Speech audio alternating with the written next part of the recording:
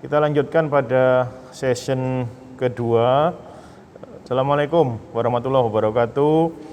Dr. Nurdadi sebagai Ketua Dewan Pembina PP POGI pada pagi ini akan memberikan materi mengenai etika dalam pelayanan obstetrik ginekologi di tengah pandemi.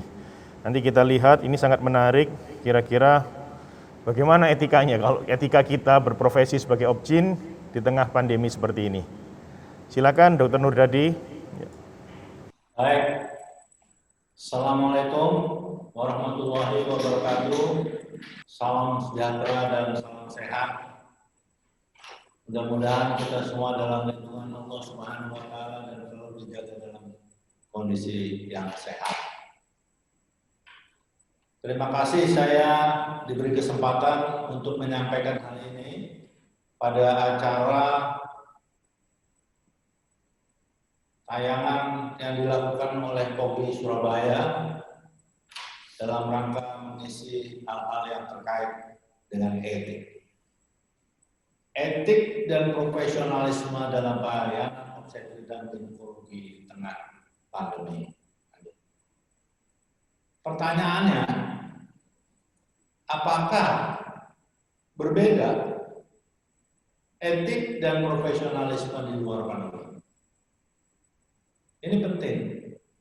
Jadi jangan sampai kita terpleset menjadikan pandemi ini segalanya bisa berarus berubah. Ini pertanyaan. Lanjut. Jawabannya sebenarnya harusnya tidak berbeda. Mungkin saya analogikan dengan, maaf ini agak menyong sedikit, tentang akidah, keimanan. Apakah kalau ada pertempuran kita harus berubah? Apakah kalau ada malapetaka, mara bahaya kita harus berubah? Jawabannya adalah tidak. Baik. Jadi, lanjut. Kita tetap harus memegang etik dan profesionalisme ini, tetap mengacu kepada Kode Etik Kedokteran Indonesia. Bukan gara-gara pandemi kita harus bisa atau bisa menafikan Kode Etik Kedokteran Indonesia. Yang kedua, lanjut. Kita juga tetap menjadikan panduan etik dan profesionalisme obstetrik dan ginekologi Indonesia sebagai panduan pegangan kita sebagai spesialis obstetrik dan ginekologi dari berbagai aspek pelayanan kita. Yang ketiga, tetap kita memakai panduan profesi spesialis obstetrik dan ginekologi untuk kita melaksanakan tugas-tugas keprofesian kita. Keempat, ingat ada perundang-undangan yang ada. Apa saja itu? Undang-Undang Praktek Kedokteran Nomor 29 Tahun 2004, Permenkes, serta Surat Edaran Kementerian Kesehatan Republik Indonesia. Jadi, walaupun ada pandemi, etik dan profesionalisme seharusnya tidak mengalami perubahan, apalagi mengalami distorsi. Akan tetapi ada kondisi kedaruratan sehingga dirasa perlu untuk melakukan penyesuaian jaringan misalnya dengan berbagai. Oke. Sama seperti hal-hal yang di dalam pelajaran. Saya bukan Ustadz ya, tapi saya mau coba sedikit mengambil analogi bahwa darurat itu bisa membatalkan hukum. Di dalam agama Islam yang saya tahu ya. Misalnya kalau ada makanan lain sama sekali, adanya makanan hanya babi yang diharamkan, maka dalam keadaan darurat dibenarkan. Tapi syaratnya tidak boleh berlebihan. Dan ini ada kondisi kedaruratan yang mau tidak mau senang tidak senang, kita harus melakukan penyesuaian. Ya, karena kalau tidak, kita akan mengalami kesulitan. Apa itu? Yang pertama adalah telemedicine, atau saya terjemahkan dalam bahasa populer pengobatan jarak jauh. Di dalam Undang-Undang Praktek Kedokteran pasal 35 dijelaskan bahwa pengobatan dilakukan setelah diagnosis dibedakan. Dan diagnosis dilakukan dengan cara anamnesis dan pemeriksaan yang seksama, serta pemeriksaan tambahan apabila diperlukan. Jadi tidak cukup kita menegakkan diagnosis hanya berdasarkan anamnesis. Kita mengerti bahwa telemedicine kita tidak melakukan pemeriksaan, apalagi pemeriksaan yang seksama. Jadi semata-mata dengan cara anamnesis. Kedua, di dalam Kode Etik Kedokteran Indonesia pasal 2 bunyinya tentang standar pelayanan kedokteran yang baik. Pasal 2 ayat 3 yang berbunyi, pengambilan keputusan kedokteran yang profesional sebagaimana dimaksud pada pasal 2 dilakukan setelah melakukan pemeriksaan dan penilaian yang teliti. Jadi pemeriksaan dan penilaian yang teliti di Undang-Undang Praktek Dokter namanya pemeriksaan secara seksama terhadap pasien dengan menggunakan standar pedoman pelayanan kedokteran yang telah diambil secara. Peraturan Menteri Kesehatan Nomor 20 Tahun 2019 menyatakan bahwa telemedicine hanya dibenarkan antara pasienkes dan pasienkes dan antara dokter dengan dokter. Lanjut. Jadi dari 3 hal di atas jelas telemedicine sebagai upaya pengobatan sesungguhnya tidak sesuai, saya tidak mengatakan bertentangan, tidak sesuai dengan etik dan profesionalisme seorang dokter. Karena secara hakiki pemeriksaan adalah bagian yang tidak bisa ditinggalkan dalam menegakkan diagnosis. Jadi telemedicine kita tidak anti kemajuan, sebaiknya hanya kita gunakan untuk sifatnya informasi dan edukasi. Jadi kalau pasien bertanya, kita bisa memberikan penjelasan lebih seksama, kita memberikan edukasi kemana harus berbuat, dan sebagainya. Akan tetapi tadi saya katakan, bahwa kita berhadapan dengan suatu situasi, yaitu pandemi COVID-19. Sebuah kondisi yang sungguh-sungguh amat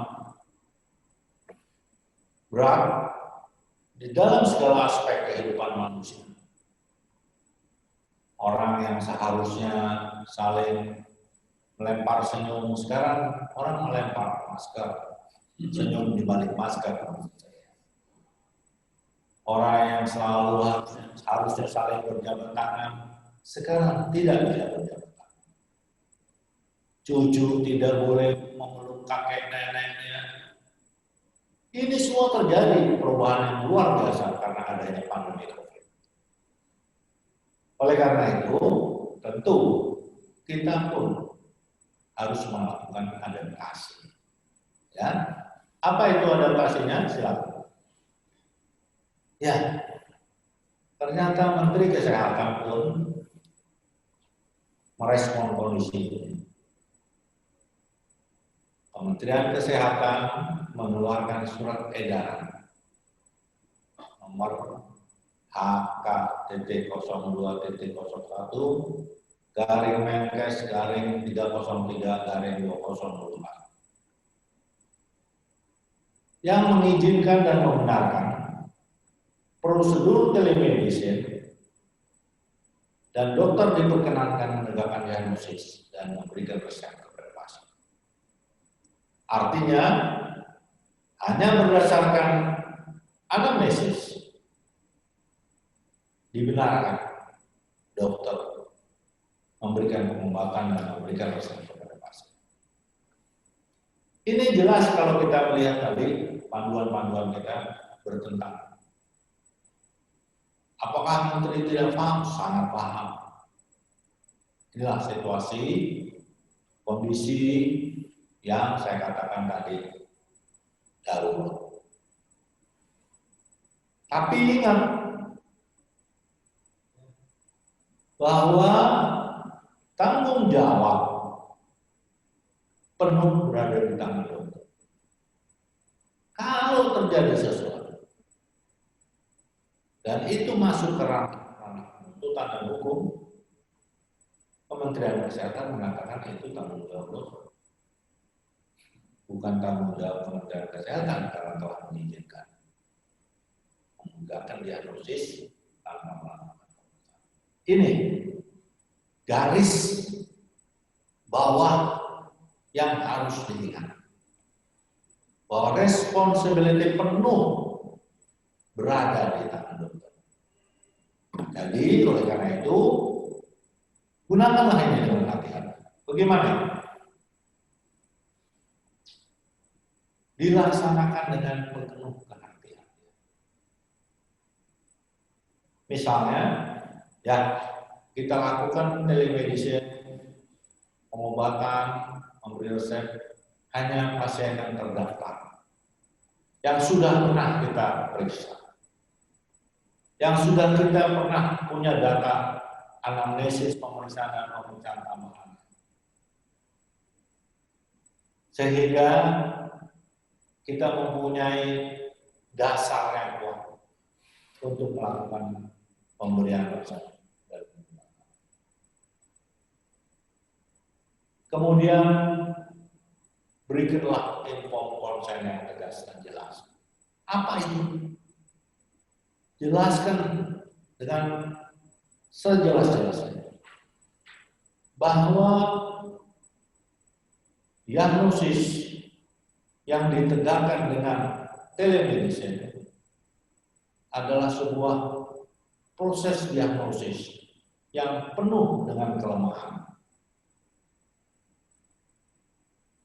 Sehingga pasien paham, oh kalau ada, ini memang karena diagnosis yang ditegakkan hanya berdasarkan anamnesis. Ini penting, dua hal ini. Jadi inform konsennya humble. Jangan kita tinggi hati. Saya katakan kepada teman-teman sejawat ya, mungkin di era sekarang ini bagaimana persaingan makin ketat, ya kita seringkali minta maaf ya, harus menunjukkan kepandaian kita dan seringkali kita lepas kendali. Bahasa seberang sana out of control. Kita ketika pasien bertanya, dok, saya dulu pasien dokter Fulan didiagnosis sebagai endometriosis. Kemudian dokter Fulan memberikan kepada saya pengobatan. Nama obatnya ini. Saya udah pakai 26 bulan.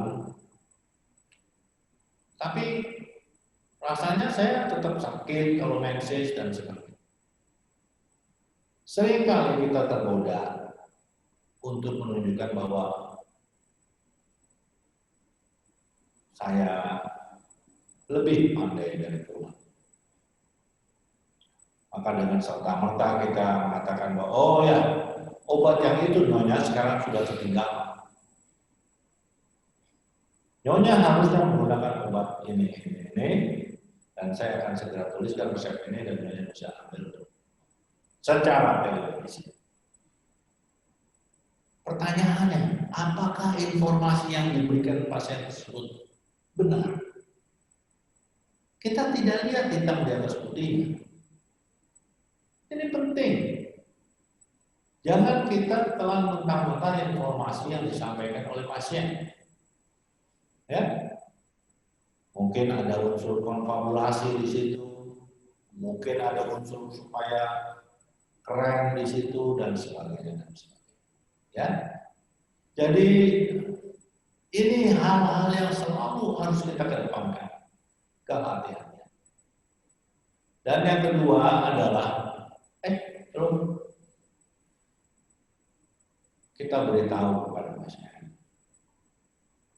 Nyonya, tadi kita sudah bilang bahwa diagnosis yang ditegakkan dengan cara telemedicine ini penuh dengan kelemahan. Oleh karena itu, andai kata, ini satuan waktu yang saya buat, boleh berubah, boleh Anda sesuaikan. Andai kata dalam 3 hari setelah Nyonya menggunakan obat, tidak ada perubahan, maka Anda harus periksa. Bahkan kalau kondisinya memburuk, nggak usah tunggu 3 hari. Ya, misalnya pasiennya itu ternyata keanggaran ektopik, kita diagnosis sebagai gangguan haid, dysfunctional uterine bleeding. Ya, kita kasih obat, bukannya membaik, pasiennya makin sakit dan timbul akut akroma. Catat itu kita beritahu, kalau terjadi tidak ada kemajuan perubahan 3 hari harus periksa. Kalau makin buruk terjadi perburukan, maka lakukanlah segera untuk datang ke rumah sakit untuk diperiksa. Inilah langkah-langkah yang kita harus lakukan dalam menghadapi kedaruratan tadi. Betul, agama saja mengatakan bahwa darurat itu bisa membatalkan hukum. Betul. Tapi ingat, tanggung jawab penuh berada pada tangan dokter. Lanjut. Yang kedua, bedah sesar pada ibu hamil dengan COVID-19. Ini aktual banget. Ya, kita ketahui bersama, bedah sesar itu dilakukan harus dengan keputusan yang seksama, dilakukan dengan data-data yang akurat dan benar, sehingga lahir apa yang disebut dengan indikasi. Apakah indikasinya untuk kesehatan ibu atau indikasi ibu, atau apakah indikasinya bayi, atau indikasi ibu dan bayi. Itu hal yang tidak boleh ditinggalkan. Ya, bahwa di dalam melakukan bedah sesar, kita harus mempunyai indikasi yang mengarah kepada pasien, kepentingan pasien, yaitu ibu dan bayi atau kedua. Yang minta maaf di sebelah saya ada ketua PP. PP POGI merekomendasikan bedah sesar pada pertolongan persalinan untuk ibu hamil. Itu kurang huruf R. Ibu hamil ya dengan COVID. Ini rekomendasi. Lalu saya sebagai ketua Dewan Pembina yang mempunyai job desk utama adalah membina etik dan profesionalisme, bertanya, apakah rekomendasi tersebut mempunyai indikasi untuk ibu, indikasi bayi atau keduanya? Menurut pengamatan saya dan menurut apa yang disampaikan kepada saya, memang indikasinya terutama adalah untuk keselamatan, agar dokter tidak terlalu panjang berhubungan dengan pasien, agar dokter mempunyai periode yang pendek untuk tidak tercemar dengan pasien dengan COVID-19. Jadi indikasinya adalah keselamatan dokter. Gimana ini? secara etik dan profesionalisme? Ya, kita tahu bahwa COVID merupakan penyakit yang disebabkan virus. Yang untuk menghadapinya dibutuhkan yang utama adalah daya tahan tubuh yang baik. Kita semua juga paham bahwa hamil atau kehamilan adalah merupakan kondisi imunokompromis, menurunnya daya tahan tubuh. Penyakit-penyakit imunologik sering timbul. SLE yang tekan menjadi aktif, HIV menjadi aktif pada saat hamil. Jadi jelas, hamil itu merupakan kondisi imunokompromis, menurunnya daya tahan tubuh. Yang kedua, kita juga mengerti bahwa bedah operasi juga keadaan yang menurunkan daya tahan. Jadi bagaimana? Kita berhadapan dengan pasien yang utama pengobatannya adalah daya tahan tubuh, tapi kita sebagai dokter melakukan langkah-langkah menurunkan daya tahan tubuhnya, yaitu dengan bedah. Padahal kita tahu dia sudah dalam kondisi turunnya daya tahan tubuh. Ini perlu dicamkan dengan seksama. Ya. Lanjut.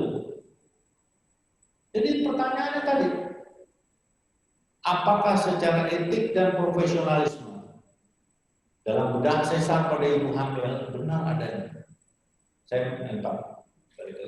Saya lupa menyampaikan bahwa kita tidak memisahkan etik dan profesionalisme sebagai sebuah kata menjemur. Jadi etik kaitannya adalah profesionalisme. Jadi itu sebuah mata uang yang tidak bisa dipisahkan. Karena kita bicara etik dalam kaitan sebagai seorang profesional, etikismenya. Jadi secara etik dan profesionalisme, bedah sesar pada ibu hamil benar atau enggak? Saya katakan tadi. Indikasinya jelas, bukan indikasi ibu, bukan indikasi bayi, bukan indikasi keduanya, tapi indikasi dokter. Jelas bahwa pengobatan utama dengan pasien virus adalah daya tahan tubuh. Jelas bahwa kehamilan merupakan kondisi imunokompromis dan bedah juga menurunkan daya tahan tubuh. Ya, lanjut. Pertanyaan yang berikutnya, apakah tujuan untuk melindungi dokter dengan melakukan bedah sesar pada ibu hamil dan ini teman? Mari kita bahas. Kita tahu bahwa persyaratan kamar operasi yang khusus untuk melakukan pembedahan dengan pasien COVID-19 itu kamar operasi dengan tekanan negatif. Maksudnya F bukan pakai V, pakai angkanya. Dan mungkin ini hanya bisa dihitung dengan jari fasilitas tersebut yang ada di Indonesia. Ya. Mungkin kalau di Jawa Timur, Dr. Sutomo punya ruangan tekanan negatif. Tapi beda sedikit apakah daerah kabupaten kota, apalagi sampai di daerah-daerah dekat Banyuwangi sana apa ada kamar operasi dengan tekanan negatif. Di Jakarta aja bisa dihitung dengan jari rumah sakit yang punya kamar operasi dengan tekanan negatif. Jadi alhasil dokter yang melakukan operasi sesar di ruangan yang tidak dengan tekanan negatif riskan untuk tertular karena tidak memenuhi syarat. Jadi sesungguhnya risiko tidak tertular COVID dengan melakukan bedah sesar pada ibu hamil harus dievaluasi lagi menurut saya. Jadi mungkin lebih penting untuk melakukan pengamanan dengan menggunakan APD yang sesuai dengan prosedur yang dilaksanakan dengan ketat. General precaution. Ya, seperti dahulu kita berhadapan dengan HIV, bahwa semua pasien yang akan kita lakukan tindakan dari mulai bersalin sampai operasi harus dianggap HIV sampai terbukti dia bukan HIV. Itu harus kita terapkan. Bagaimana kita menggunakan APD, bagaimana melepas APD dan sebagainya, sehingga itu menurut saya lebih sesuai. Karena mau tidak mau, kita harus melakukan penanganan pasien itu di tempat itu. Tidak bisa semua pasien ibu hamil yang mau melahirkan kita harus rujuk. Kalau di Jawa Timur harus rujuk semuanya ke dokter Sutomo. Ya, kita pun harus melakukan pertolongan persalinan. Yang menurut hemat saya, COVID merupakan indikasi dilakukan seksual sesarian harus dievaluasi lagi.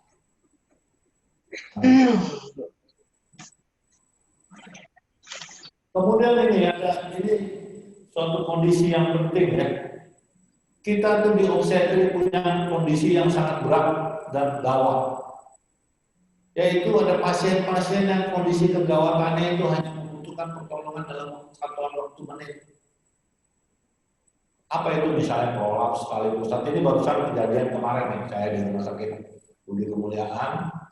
Dokter Bahar berhadapan pada saat yang bersamaan berhadapan dengan prolaps tali pusat, kemudian HPP, dan kemudian yang satunya gawatnya yang mana duluan. Ini benar cerita ya, oh. Ini sebuah kondisi yang memerlukan satuan waktu hanya menit. Nah, saat ini banyak rumah sakit yang mencaratkan pasien-pasien yang akan dilakukan operasi, apakah itu elektif bebas. Emergency pun dipersiapkan melakukan pemeriksaan PCR karena dengan dalih bahwa PCR-nya mereka dalam 2 jam, 3 jam sudah bisa ada hasil. Supaya jelas, ini ditanganinya sebagai pasien COVID atau bukan. Bagaimana ini? Saudara semua, teman sejawat pasti pernah berhadapan dengan prolaps tali pusat. Bagaimana kalau kesenggol sedikit aja, bradikardi terjadi dengan sungguh berat. Ya, gimana kita melihat deselerasi lambat terjadi di depan kita, lalu kita tidak berbuat apa-apa. Hanya karena menunggu PCR. Saya rasa keadaan ini perlu dievaluasi lagi. Ya kan? Apakah kita harus menunggu hasil PCR? Ini akan mengakibatkan terjadinya perburukan pada janin dan bahkan mungkin janinnya akan meninggal. Berarti kita telah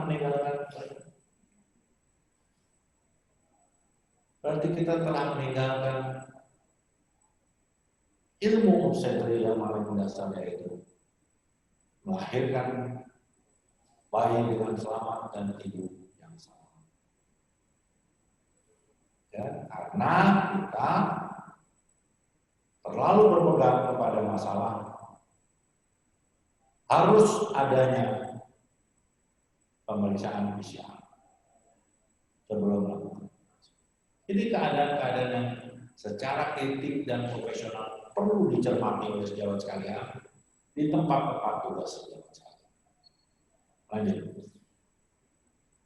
Ya, secara etik dan profesionalisme kita tetap harus segera melakukan tindakan pada pasien-pasien tersebut dengan asumsi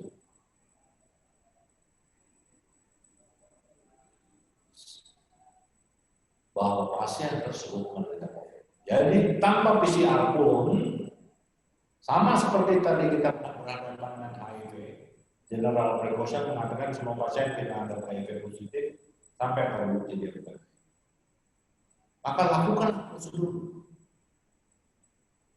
untuk melakukan bedah sesar, pembedahan, pertolongan persalinan dengan bedah sesar karena dua-duanya kewajahnya dan peralatan pusat itu harus disesar.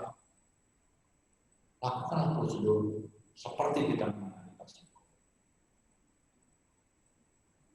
Nah, memang di Jakarta ini kalau sudah jelas COVID dirujuk oleh beberapa rumah sakit untuk dilakukan tindakannya pada rumah sakit rujukan COVID.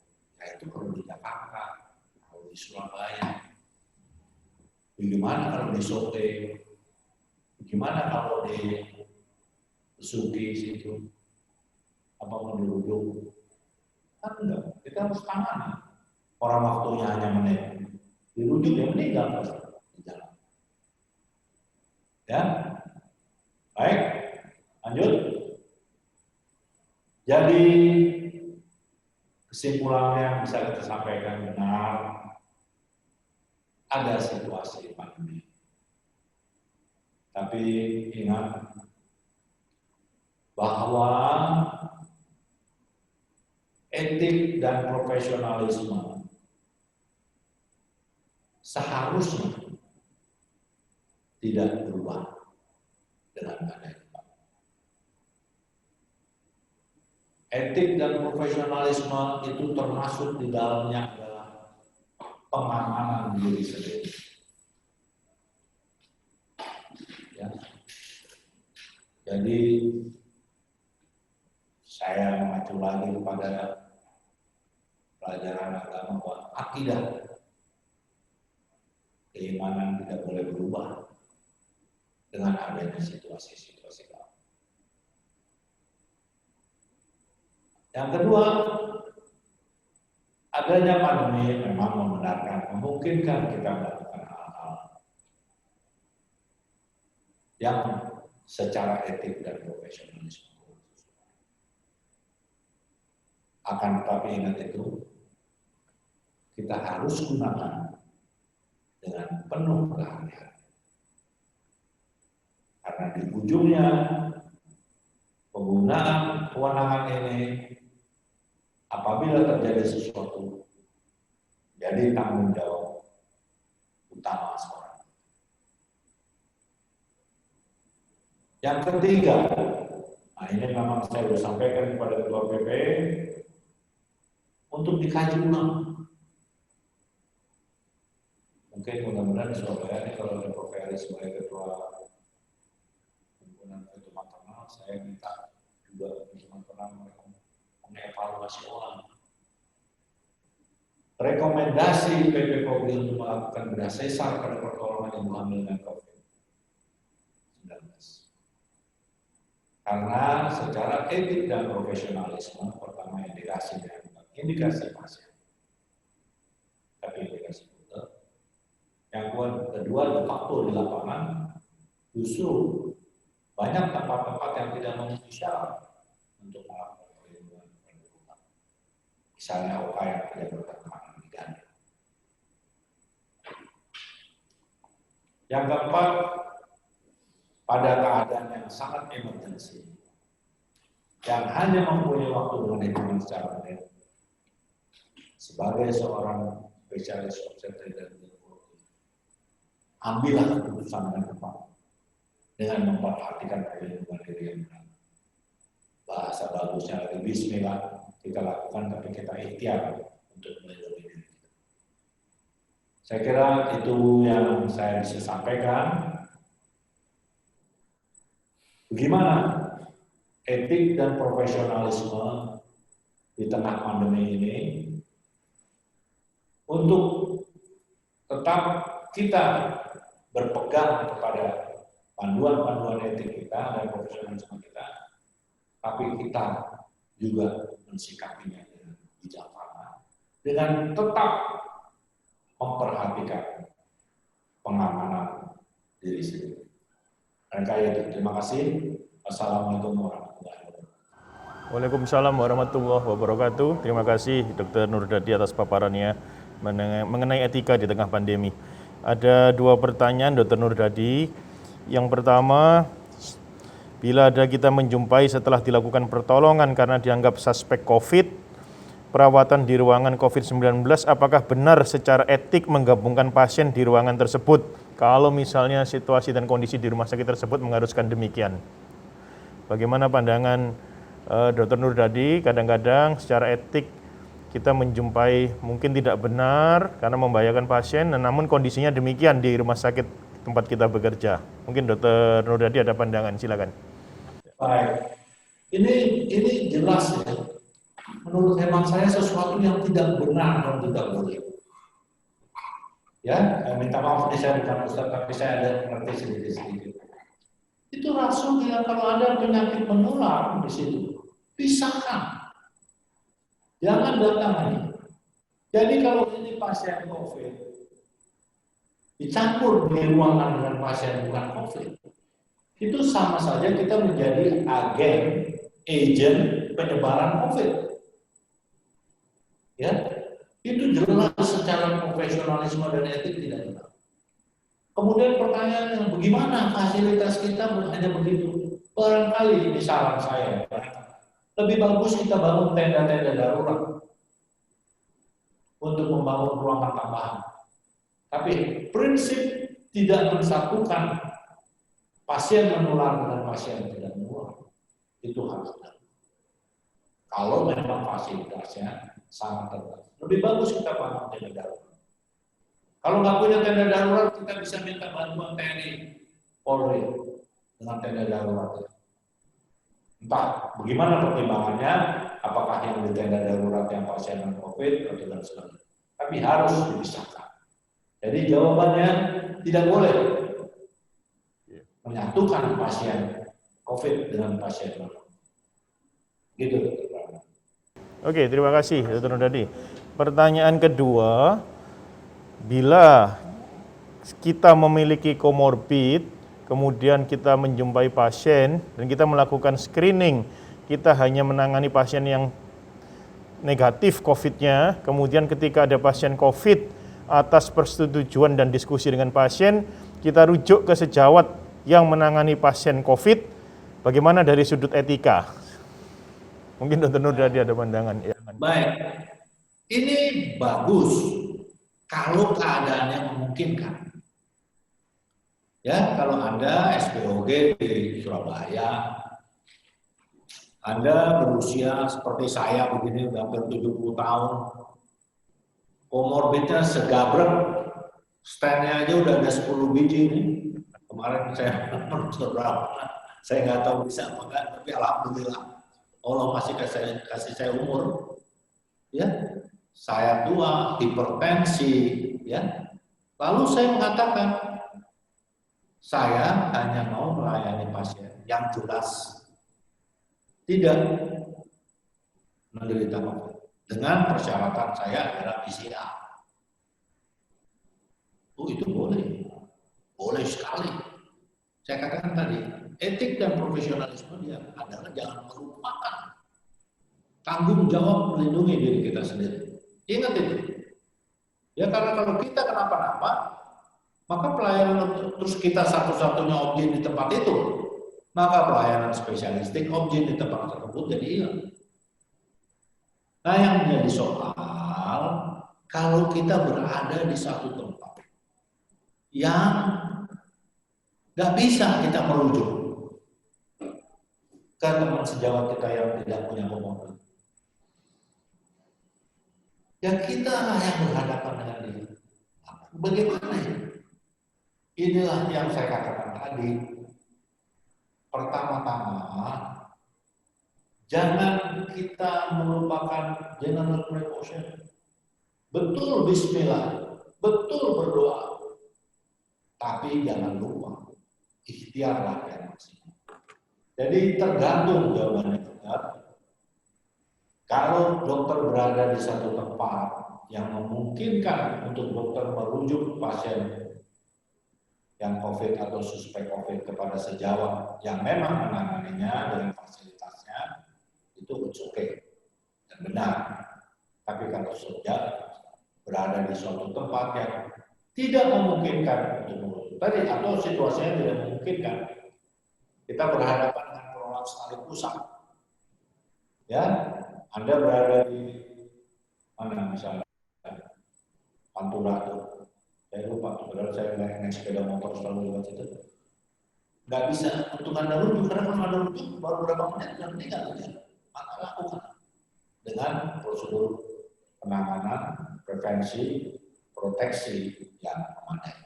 Jadi tergantung di mana sejawat berada. Kalau sejawat berada di tempat yang memungkinkan untuk rujuk, ingat pengamanan diri sendiri. Terima kasih. Terima kasih, Dr. Nurdadi. Mungkin pertanyaan terakhir, mungkin kondisi sebaliknya. Kita tidak punya komorbid sama sekali, tetapi karena asas kehati-hatian, kemudian kita memilih tidak menerima pasien yang COVID. Bagaimana dari sudut pandang etik? Memang gampang di-refer, artinya kondisinya memungkinkan untuk di-refer di satu kota, kemudian karena kita mengetahui bahwa pasiennya COVID, lebih baik langsung dirujuk begitu, padahal kita tidak ada komorbid. Pandangan Dr. Nurdadi bagaimana? Ini di suatu kota yang sebetulnya referral sistemnya gampang, jadi kita gampang merujuk begitu. Sedangkan di rumah sakit kita tidak menanganin karena kita takut misalnya demikian. Ya. Mohon pandangan Dr. Nurdadi. Baik, terima kasih. Takut itu hal yang boleh. Ya, takutlah yang menyelamatkan manusia. Dia takut loncat dari gedung yang tinggi. Maka dia selamat. Kalau dia nggak takut, mau turun ramai benar dilihat, gua loncat aja, nah mati. Tapi saya katakan tadi, kita sebagai seorang profesional yang mempunyai etik dan profesionalisme, boleh kita takut. Kita mau cari aman dengan hanya melayani pasien yang non-COVID dengan prosedur. Boleh. Asal pasien yang kita tolong, yang tidak mau kita layani, itu bisa mendapat pelayanan. Saya sekarang mau bilang sama Anda, kalau Anda di Ternate misalnya, cuma di pulau itu aja, ada pasien COVID, mau patus, atau pasien COVID karena nektomi. Terus Anda mau rujuk mana? Nyebrang laut. Depannya tidur, fasilitasnya lebih sedikit. Jadi lihat di mana Anda berada. Ya, memang seorang dokter itu tetap harus mempunyai jiwa pionir ya. Jadi boleh takut, tapi kalau dalam kondisi yang seperti itu takutnya dimanifestasikan dengan satu general precaution APD yang benar, pakainya, bukanya, ya, dan prosedur-prosedur tadi jangan dicampur pasiennya, bidang itulah yang kita lakukan. Bukan kita menghindari daripada pasien yang harus kita layani. Tapi kalau ada unsur tepat yang memungkinkan untuk itu dilakukan. Ya, misalnya di Jakarta nih, saya rasa di Surabaya sama ya. Banyak dokter di rumah sakit itu kalau begitu tahu COVID, merujuknya kepada rumah sakit yang melayani fasilitas COVID. Ya, jadi Persahabatan, Kesuryanti, Rumah Sakit Pertamina Jaya dan sebagainya. Dan apa-apa boleh. Tapi kalau Anda berada di suatu tempat membutuhkan waktu yang pendek untuk pertolongan, Anda harus melakukan decision, maka hadapilah itu dengan sesama dan rakyat. Jadi lihat case by case, tempat bertugas. Terima kasih. Terima kasih. Ini sebetulnya pertanyaan terakhir, tapi ada satu pertanyaan yang kiranya penting. Ini saya ajukan kepada Dr. Nurdadi. Bagaimana pandangan etik mengenai ketika terpaksa melakukan rujuk lepas? Rujuk lepas artinya pasiennya diminta berangkat sendiri ke rumah sakit rujukan.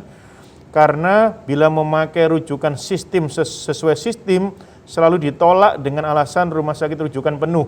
Jadi pasien diminta berangkat sendiri, karena kalau berangkat sendiri pasien sudah tiba di rumah sakit rujukan, tidak ditolak. Tapi ketika dari rumah sakit sebelumnya itu kita telepon ke rumah sakit rujukan, selalu dibilang penuh. Bagaimana pandangan etik dari Dr. Nurdadi? Ini memang sebuah sistem yang kurang tepat ya. Sebuah sistem yang kurang tepat. Itu sebetulnya sudah terjadi lama. Kalau di Jakarta ini terjadi bayi kecil. Kalau kita punya bayi kecil 1.200, 1.400, kita merujuk. Kenapa? Karena rumah sakit kita kalau menanganin itu nggak akan dibayar oleh BPJS. Kita nggak boleh menyuruh pasien jalan sampai ada tempatnya. Telepon rumah sakit Cipto penuh, RSPAD penuh, harapan kita penuh, tempat perawatan bayi kecil, Fatmawati penuh. Lalu ada beberapa rumah sakit yang caranya adalah, yaudah nekat aja, berangkat aja pasiennya ke sana, ke Cipto. Karena kalau udah sampai di Cipto cuma dimarah-marahin aja dan tidak bisa ditolak. Nggak berani Cipto untuk udah nggak bisa balik lagi, nggak berani. Karena kalau meninggal di jalan, maka semuanya dipanggil Dewan Perwakilan Rakyat Daerah. Ini sebenarnya sebuah sistem yang benar. Ya cara-cara yang tidak benar. Tapi ya yang saya ceritakan itu benar kejadiannya. Nah ini bisa juga terjadi. Pasien COVID kita nggak mampu menangani. Kalau kita bilang Pak ini merujuk ke Sutomo, Sutomo udah penuh. Rumah sakit apalagi Surabaya penuh. Ya udah jalan aja sendiri ke sana. Kalau jalan sendiri sampai di situ mau nggak mau diterima. Ini sebenarnya sistem yang harus diperbaiki. Ini bukan masalah etik. Ini masalah kesalahan sistem. Etiknya udah pasti sama. Nyuruh pasien jalan sendiri itu udah pasti sama. Tanpa warning, tanpa kerjasama. Padahal tadi telemedicine dibenarkan antara Fasiankes dengan Fasiankes. Harusnya dicari jalan supaya bisa lebih baik sistem pelayanan itu. Bagaimana caranya? Ya, jadi pertanyaan terakhir ini terutama barangkali jawabannya bukan pada etik dan profesionalisme, tapi pada sistem. Ya, saya kira begitu. Terima kasih.